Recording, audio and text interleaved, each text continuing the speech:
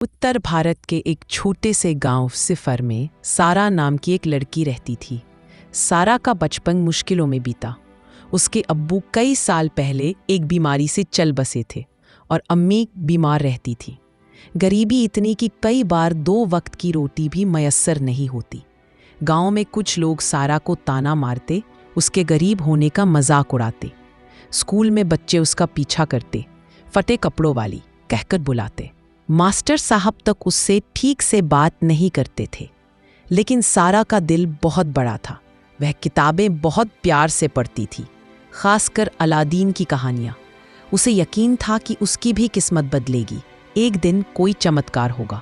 एक दिन सारा जंगल में लकड़ियाँ बीनने गई थी।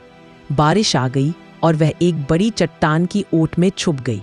वहीं पास ही एक गुफा का रास्ता दिखा, जिसे किसी ने कभी नहीं देखा था।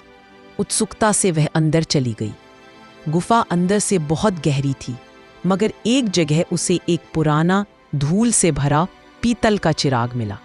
सारा ने जब उस पर हाथ घिसा तो अचानक धुआं निकला और एक विशाल जिन प्रकट हुआ।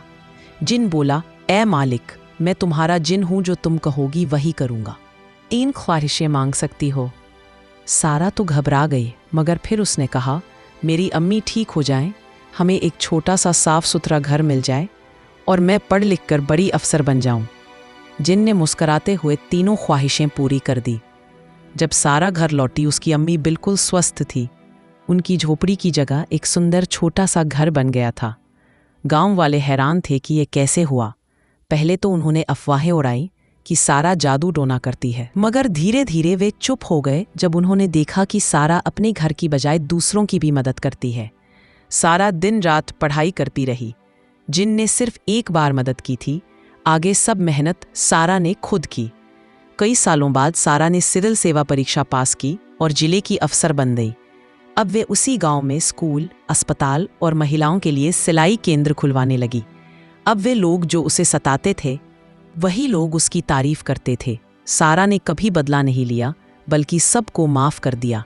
जिन अब भी उस चिराग में था, लेकिन सारा ने उसे फिर कभी नहीं बुलाया, क्योंकि उसने खुद अपने हौसले और मेहनत से जिंदगी बदली थी।